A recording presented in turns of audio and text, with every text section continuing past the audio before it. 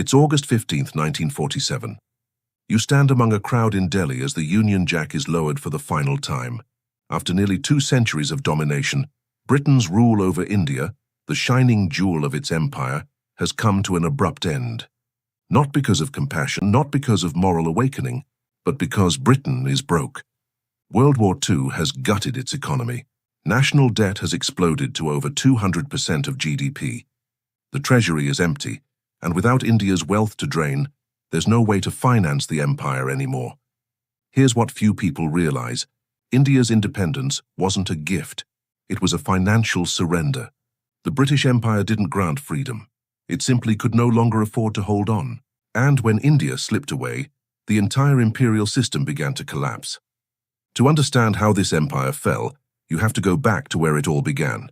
December 31st, 1600.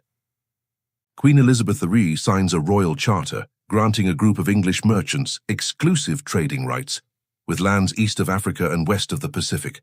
It was called the East India Company, and it would become the most powerful corporation the world had ever seen. At first it looked harmless, trading spices, textiles, and tea. But soon, this company began operating like a nation-state. By the 18th century, it commanded a private army of 260,000 men, twice the size of Britain's own military, a corporation with its own army, its own currency, its own empire. The turning point came in 1757, at the Battle of Plassey. After defeating the Nawab of Bengal, the company was granted the Diwani, the right to collect taxes in Bengal, Bihar, and Orissa.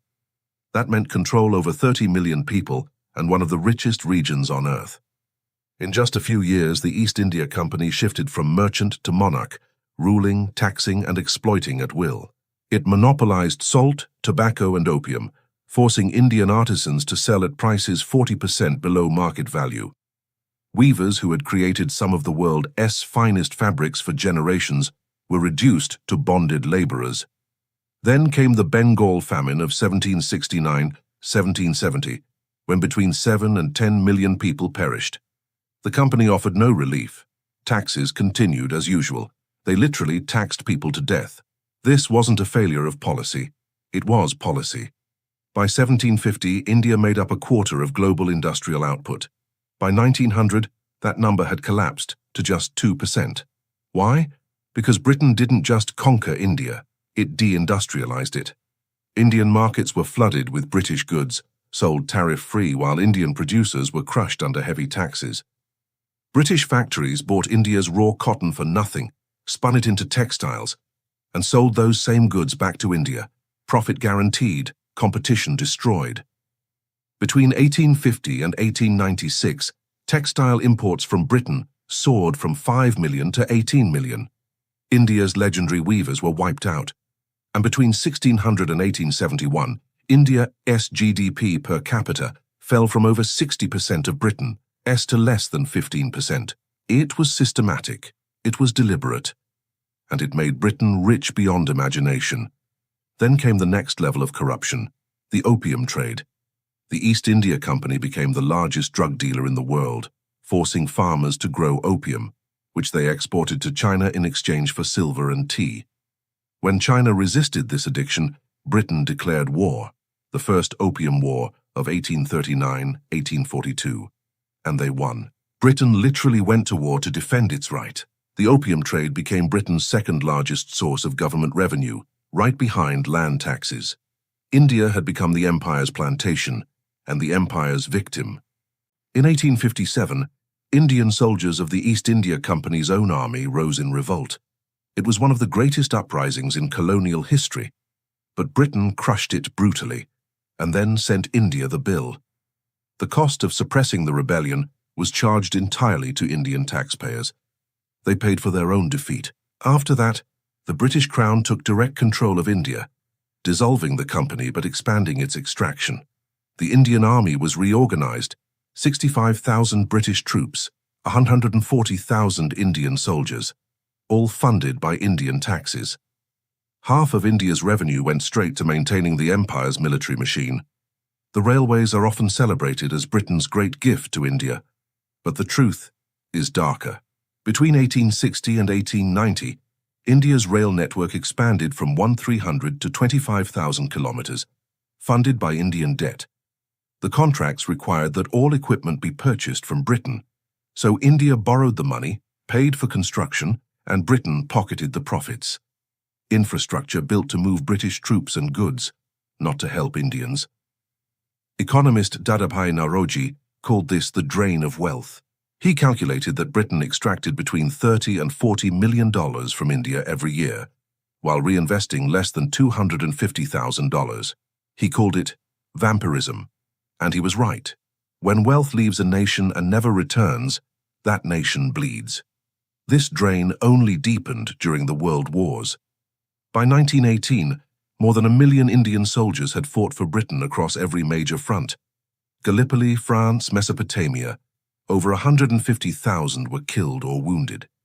But even that sacrifice wasn't enough. India shipped millions of tons of wheat, cotton, timber, and other supplies, most of it paid by India itself. The colony even gave Britain a gift of 100 million to fund the war effort. By World War II, the numbers became catastrophic. The British Indian Army swelled to 3.35 million men, the largest volunteer force in history. Britain financed its war effort by issuing IOUs called sterling balances, massive debts owed to India. By 1945, India was Britain's biggest creditor. And then came the Bengal famine of 1943, a man-made disaster that killed between 800,000 and 3.8 million people. While India starved, Britain diverted food to Europe. Winston Churchill coldly remarked that Indians must learn to look after themselves. He even suggested that India should pay Britain for its own defense, using the famine as leverage to erase debt. It was imperial arrogance at its peak. By the end of the war, Britain was broken. Its debt was twice the size of its economy. Exports had collapsed. The empire was bankrupt. The US stepped in with a $3.75 billion loan, and Canada with another $1.9 billion, lifelines that Britain wouldn't finish repaying until 2006. But the empire itself was finished. Without India's wealth, Britain's global machine couldn't run. On June 3, 1947, Britain announced its withdrawal. By August 15th, the flag came down. It wasn't a gesture of grace, it was a retreat of desperation. In 1700, India accounted for 27% of global GDP. By 1947, it was just 4%.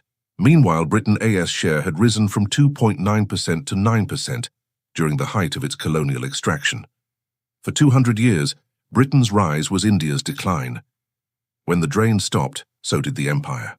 After independence, India began to rebuild. In 1947, the average life expectancy was 27 years. By the turn of the century, it had more than doubled. In just a few decades of self-rule, India achieved what 190 years of British development never did. Britain may have won the war, but it lost its empire. The Commonwealth replaced the colonies, and by the 1960s, most of Britain's territories were gone. The empire that once ruled a quarter of the planet had dissolved into history. But history doesn't just repeat, it rhymes. Today, the United States stands where Britain once stood. A global superpower with 750 overseas bases, trillions in war debt, and a financial system stretched thin. Britain's power was built on colonial extraction.